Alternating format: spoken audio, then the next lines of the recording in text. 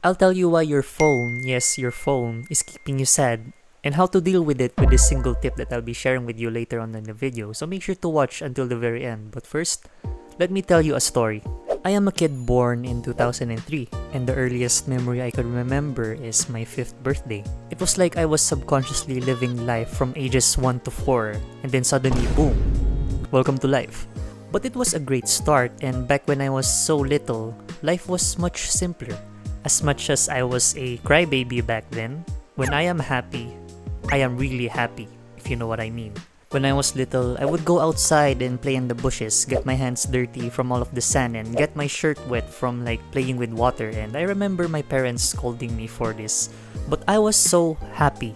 Here's a picture of me proudly holding a bottle of tadpoles that I just collected from a nearby park here in the city. You see how proud I am? When I was in elementary school, phones weren't a thing, and my form of entertainment came in the form of my imagination, playing with my sister, my friends, my neighbors, watching movies together with my parents, and just playing around with Legos and stuff like that. And back then, I really didn't have a phone. Not until 6th grade, which was in 2015.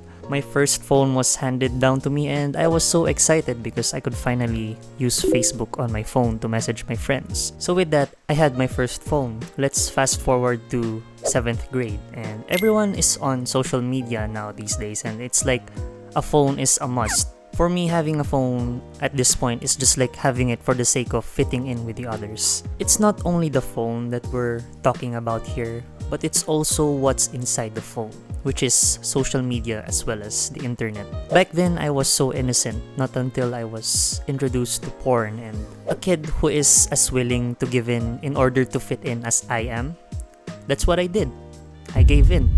I gave in and I gave in until to the point of addiction, and this surely has affected my life in many negative ways. Back then, I thought that consuming porn was normal, not until I got introduced to self-improvement around 2019. I mean, imagine that, from 7th grade to 9th grade, I thought that consuming porn was normal, and now I'm glad that I don't feel the same way. Now, why did I tell you this story? It is because of what I experienced as a kid that made me so happy back in those days. I tried to think back about what made me so happy back in those days, and I came up with this one single tip. Be present. Think of your phone as a little window to the world that you could get so lost in. And there are so many things that could happen to you, like what happened to me. I got introduced to porn and I eventually got addicted to it, but in other cases, maybe you'd even get addicted to social media.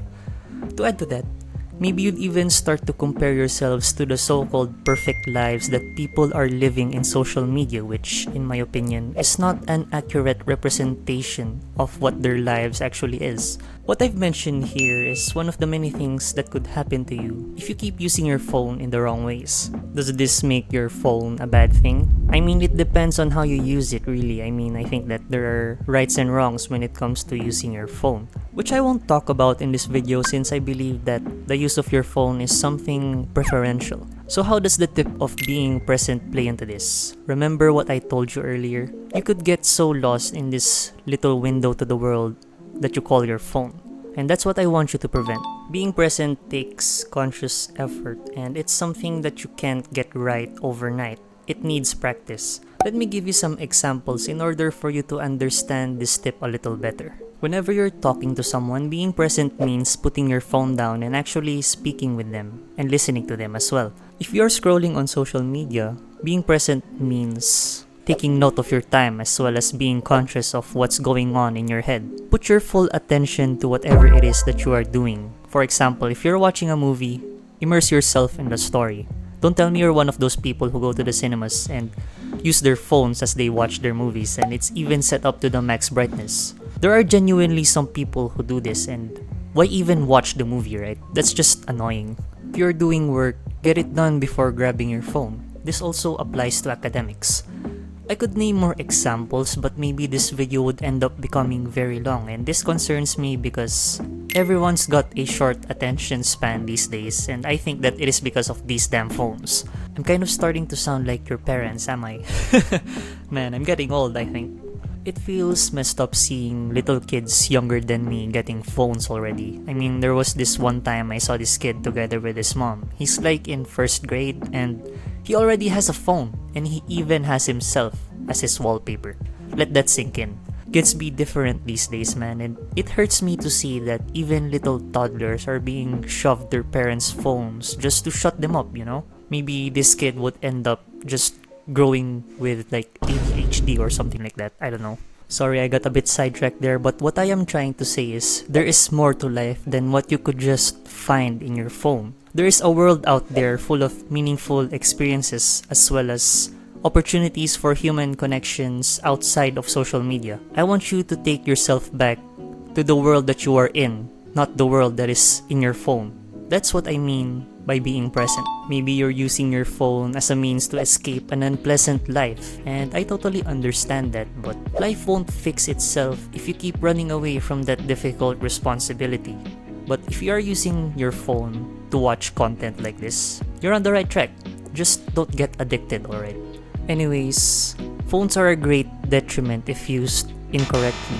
It's not only the thief of joy, but it's also the thief of focus. And I hope that in watching this video, you realize that. If you're still around, thank you for watching. If you're new here, my name is Mar and I post self-improvement videos just like this one every Saturdays. And if you would like to see more, make sure to subscribe and help me with my goal of 1,000 subscribers by the end of the year, which any support towards that goal is something that I will always appreciate, together with your likes as well as your comments and even just your views. Those already mean a lot to me, to be honest. Now with that all said, thank you guys again for watching. See you guys again next week, and you got this, guys. Mwah!